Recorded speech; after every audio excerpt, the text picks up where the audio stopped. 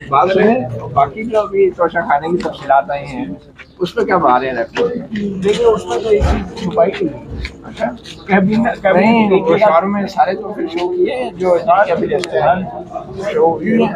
हर चीज होगी। अच्छा, कैबिनेट डिवीजन जब कोई चीज छुपाती है ना, तो छुपाई थी आपको तो पता है। कैबिनेट डिवीजन के ने रेड की थी वो कैप्टन सफदर ने वो 100 लाख की टकियां जो है वो भी शो किए हैं।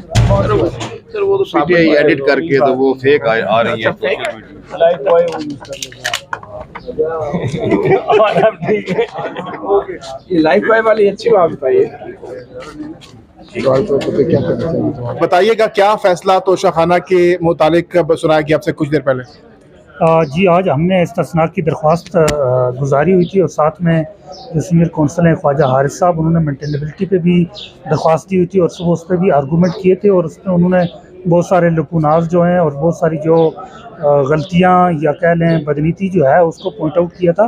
और आज हमारी इस्तिस्नाक की दरख्वास्त थी, इसको उससे पहले हमें हाई कोर्ट से इस्तिस्ना मिला था आज तक के लिए, और आज हमने दोबारा से दरख्वास्त दी थी क्योंकि लाहौर में कोई कंडीशन सूरत हाल ऐसी थी कि आज जो है वो इमरान खान साहब जो है आज पेश नहीं हो सकते थे। लिहाजा फिर अब आज इस दरख्वास्त पे अभी थोड़ी देर पहले जो है ना ज़फ़र इकबाल साहब एडिशनल सेशन जज साहब ने हमारी दरख्वास्त को खारिज कर दिया है और जो पहला वारंट नाकाबिल ज़मानत वारंट गिरफ्तारी था उसको दोबारा से बहाल करते हुए 18/3 के लिए उस केस को फिक्स कर दिया है। और जो हमारी जो दूसरी दरख्वास्त थी मेंटेनेबिलिटी पे, तो उस पर भी आगे नेक्स्ट आर्गूमेंट जो है दलाइल जो है वो 18/3 को होंगे। तो ये किन ग्राउंड्स पर जो आप लोगों की इस्तिस्ना की दरख्वास्त मुस्तरद की गई है?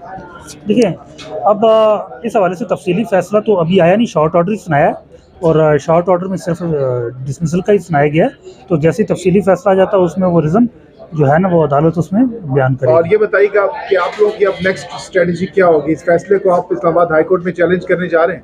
देखते हैं, अभी लीगल टीम बैठती है फिर जो भी डिसाइड करेंगे। ज़ाहिर है ऊपर का फोरम वही है, तो बस देखते हैं आप क्या डिसाइड करना है। तो आज दलाइल में ख्वाजा हारिस साहब की जानिब से क्या दलाइल दिए गए जज साहब की जानिब से? जज साहब के सामने अब काफ़ी तफसीली दलाइल थे, मैं मुख्तसरन उसमें को अगर चंद जुमलों में कहना चाहूँ तो उसमें यह था कि एक जो दस्तखत थे जगह जगह पे कंप्लेनेंट के वो मुख्तलफ थे। एक चीज़ ये बुनियादी चीज़ थी कि कोई उसके बिहाफ पे दस्तखत करता रहा है, उन्होंने किसी को शायद अथोराइज किया हुआ था या जिसको दिल आ रहा था उनकी जगह पे दस्तखत किए जा रहा था। एक चीज़ ये थी।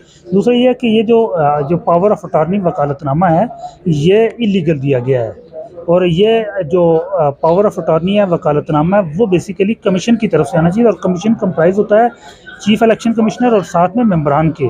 और जो सेक्रेटरी इलेक्शन कमीशन ने दस्तखत करके वकालतनामा लगा दिया, हालांकि जितने भी स्टैट्यूटरी बॉडीज़ होती हैं उनके अंदर ऐसा नहीं होता। स्टैट्यूटरी बॉडी जितनी भी होती हैं या आइनी अदारे जितने भी होते हैं उनमें वकालतनामा जो होता है वो जो बाकायदा उसको एजेंडे के ऊपर रखा जाता है, कमीशन हो या अथॉरिटी हो या जो भी हो, या उसके ऊपर एजेंडे पे रखा जाता है, फिर उसकी अप्रूवल होती है, मिनट्स बनते हैं, उसके बाद पावर ऑफ अटॉर्नी होता है। यहाँ तो सीधा सीधा डायरेक्ट, पता नहीं इतनी स्पीड जल्दी थी कि उतनी ढेर सारी गलतियाँ हैं कि वो शायद मैं आपकी इस मुख्तसर वीडियो के लिए बयान ना कर सकूं।